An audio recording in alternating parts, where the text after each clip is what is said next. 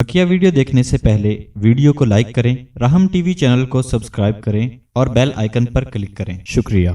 आज मुझे वाक़या याद आया, वो किताब आकामुल मरजान फ़ी ग़राइबिल अख़बार वल जान, अल्लामा बदरुद्दीन शैली हनफी रहमतुल्लाह ताला की किताब है।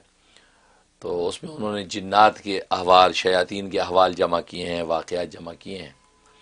उस पर मुझे वाक़या याद आया कि हज़रत नूह अलैहिस्सलातु वस्सलाम जब कश्ती पे सवार किया लोगों को, तो आप जब सवार हो गए सब बैठ के, तो देखा तो एक बड़े मियाँ जो है बाबा वो भी बैठा है।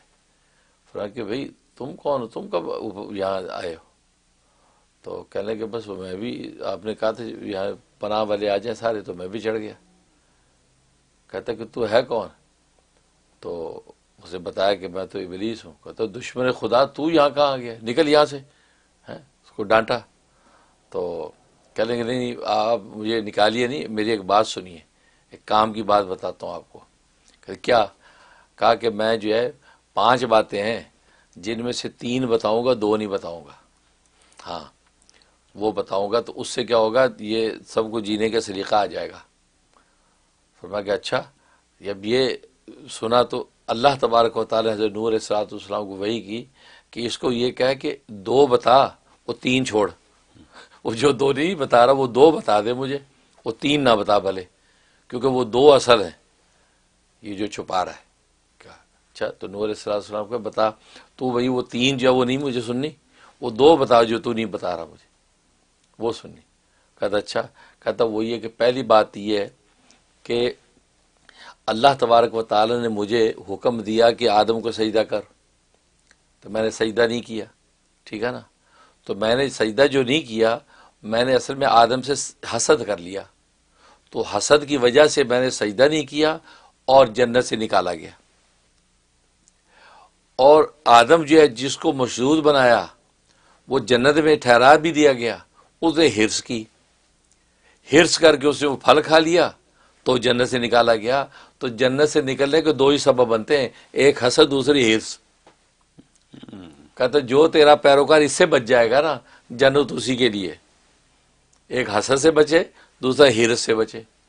सुभान अल्लाह। हाँ, तो ये वो पते की बात बता गया वो।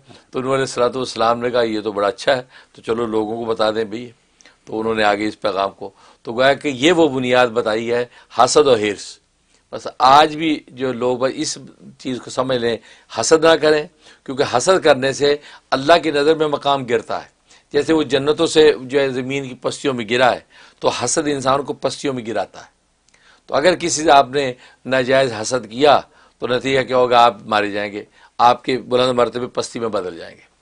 और हिर्स की आपने किस चीज़ की, जो दिया उस पर कनात नहीं की, बल्कि आपने बेजा हिर्स करके हाथ डाला, तो क्या होगा, आप बुलंदी से पस्ती में गिरेंगे। तो इंसान की जो है डिग्निटी को तबाह करने, इज़्ज़त व आबरू को तबाह करने वाली 2 ही चीज़ें हैं, एक हसद, दूसरी हिर्स।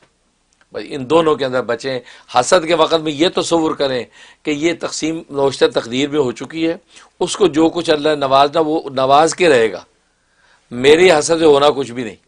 और मुझे अल्लाह ने जो नवाजा है उसको कोई माई का लाल नहीं रोक सकता। तो तकदीर में तय हो चुका है, लिहाजा अगर उसकी इज्जत, दौलत, अज़मत तय हो चुकी है तो मेरे हसद का कोई फ़ायदा नहीं, उसको मिलनी है। मैं हसद करके बुलंदी से पस्ती में क्यों गिरूँ, ये तसव्वुर बांध ले। और मुझे जो अल्लाह तबारक व तआला देगा वो कोई दूसरा नहीं रोक सकता। तो इससे क्या होगा, हसद जो है वो उसके क़ल्ब से निकल जाएगा और वो खुद जो अता किया उस पर बगले बजाएगा, किसी को क्या मिल रहा उसकी परवाही नहीं, ठीक। और हिर्स जो है, हिर्स नहीं करेगा, क्यों कि तकदीर के नौश्ते में जो तय कर दिया वो खुदा ने देना ही देना आपको। बल्कि एक रिवायत में आता है जो अबू नुआइम रहमतुल्लाह ताला ने जो है वो हिल्यतुल औलिया में नकल की, वो फरमाते हैं कि कोई सुस्त आदमी अपने मुक़द्दर रिज़्क़ को घटा नहीं सकता सुस्ती की वजह से, और कोई चुस्त आदमी अपने मुक़द्दर रिज़्क़ को बढ़ा नहीं सकता अपनी चुस्ती की वजह से। हाँ, यानी एक सुस्त आदमी है, मेहनत नहीं करता, अपने उसको मुक़द्दर मिलना है ही, लेकिन वो मिलेगा भी। बाकी हमें हुक्म है कि हम वक्त पे दुकान खोलें, वक्त पे जॉब पे जाएं, वक्त पे, वो हमारा काम है। यानी जैसे बच्चे का काम रोना है, वरना दूध माने नहीं देना उसको, वो चूं चूं चूं उसको करना है, लेकिन उसके रोने से पेट भरता नहीं उसका, लेकिन रोने का काम करना ज़रूरी है उसको, वरना माँ दूध देती नहीं। اب جب روتا تو ماں دوڑتی، فیڈر پکڑتی، وہ پکڑتی، چھاتی دیتی ہے. تو بس یہ والی بات سمجھیں کہ ایک دکان کھولنی ہے ہمیں، وہ یہ نہ سوچ دکان بھی نہ کھولے تو نہیں، وہ آپ کو رونا ضرور ہے تبھی ماں دودھ دے گی. بالکل اسی طریقے سے یہ ہمارے کام کاج جو دنیا کے ہے نا، بھاگ دوڑ، یہ سمجھو ایک رونا ہے ہمارا، یہ ہماری ذمہ داری، یہ ہمارا کام ہے. باقی مقدر رزق سے جو وہ تمہیں پہنچنا ہے. اگر نہ بھی روئے گا بچہ تو ماں خود ہی اس کو ٹٹول کے دودھ دیتی نا، کہ وہ 12 گھنٹے ہو گئے اسے دودھ نہیں پیا، وہ بھوکا ہے نا، مل پھر بھی گیا نا. تو ایسے ہی سست آدمی اگر دکان نہیں بھی کھولے گا مل تو جائے گا، لیکن یہ کہ آپ پر جو ذمہ داری عائد کی وہ آپ نے پوری نہیں کی. ٹھیک ہے نا.